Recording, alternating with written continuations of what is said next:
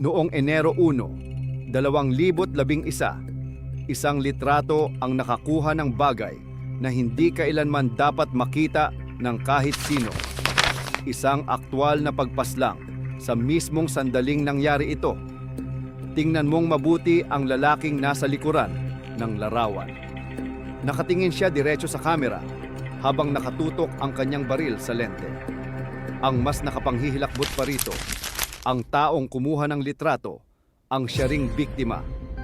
Sa madaling salita, bago siya mapatay, nakunan muna niya ang mukha ng sarili niyang mamamatay tao. Nangyari ang insidente sa Maypaho, Caloocan City.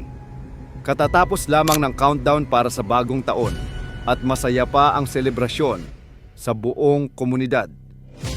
Isa sa mga nakikiisa sa pagdiriwang si Reynaldo Dagsa, isang barangay councilman.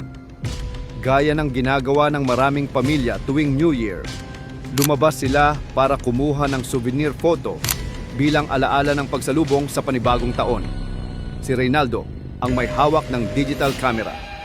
Pumuwesto sa harap ng sasakyan ang kanyang asawa, anak at biyenan. Nagbilang siya para sa kuha. 1, 2, 3, smile. Ngumiti ang lahat. Walang anumang senyales ng panganib. Isa lamang itong ordinaryong family picture sa gitna ng masayang gabi. Ngunit may isang taong naghihintay sa likuran nila at may ibang plano siya. Sa mismong sandaling pinindot ni Reynaldo ang shutter, isang putok ang sumunod. Bumagsak siya sa semento, tinamaan ng bala sa dibdib. Dahil sa ingay ng paputok at kaguluhan ng pagdiriwang, inakala ng kanyang pamilya na ligaw na bala ang tumama sa kanya. Dali-dali siyang isinugod sa ospital, ngunit wala na ring nagawa ang mga doktor.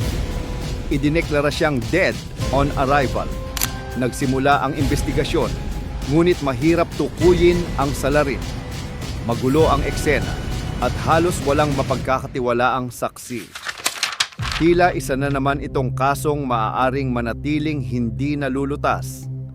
Pagkaraan, sinuri ng pamilya ang mga larawang nasa memory card ng kamera ni Reynaldo. Doon nila nakita ang isang detalyeng nagpayanig sa lahat. Sa background ng huling litrato, ilang metro lamang ang layo sa pamilya, may isang lalaking nakasombrero ng pabaligtad. Habang nakatingin ang lahat sa kamera, siya naman ay nakatitig direkta kay Reynaldo. Sa kanyang kanang kamay ay isang kalibre .45 na baril, nakatutok mismo sa taong kumukuha ng larawan. Parang nagtagpo ang dalawang lente sa iisang sandali, ang lente ng kamera at ang dulo ng baril. At sa eksaktong oras na nakuha ang larawan, doon din niya kinalabit ang gatilyo. Hindi lang ito huling larawan ni Reynaldo. Ito rin ang mismong ebidensyang magtuturo sa kanyang pumatay. Dahil napakalinaw ng kuha, mabilis na nakilala ng mga investigador ang lalaki sa background. Siya ay si Arnel Buenaflor, isang kilalang miyembro ng gang at sangkot umano sa mga pagnanakaw sa lugar. Kalaunan, lumabas ang motibo. Ilang buwan bago ang krimen, naging bahagi si Kagawad Reynaldo sa pagpapatupad ng batas na humantong sa pagkakaaresto ng ilan sa mga kasamahan ni Buenaflor. Ayon sa investigasyon, nagkimkim ito ng galit at paghihiganti. Pinili niya ang gabi ng bagong taon para isagawa ang kanyang plano, umaasang matatakpan ng ingay at kaguluhan ng selebrasyon ang krimen. Ngunit may isang bagay na hindi niya inaasahan.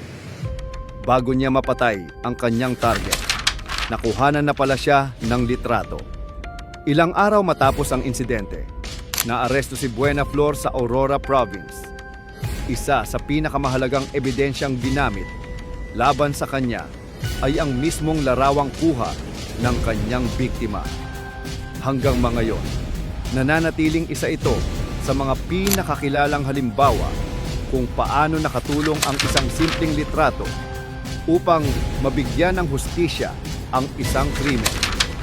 Ang huling larawan ni Reynaldo Dagsa ay nagsilbing tahimik na saksi sa nangyari at naging susi para matukoy ang taong responsable sa kanyang pagkamatay.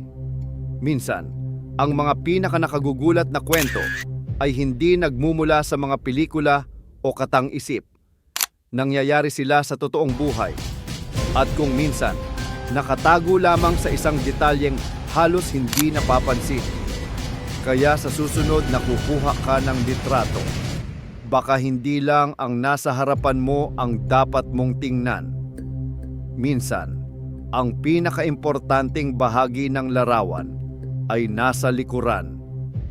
At paminsan-minsan, doon rin nakatago ang buong kwento.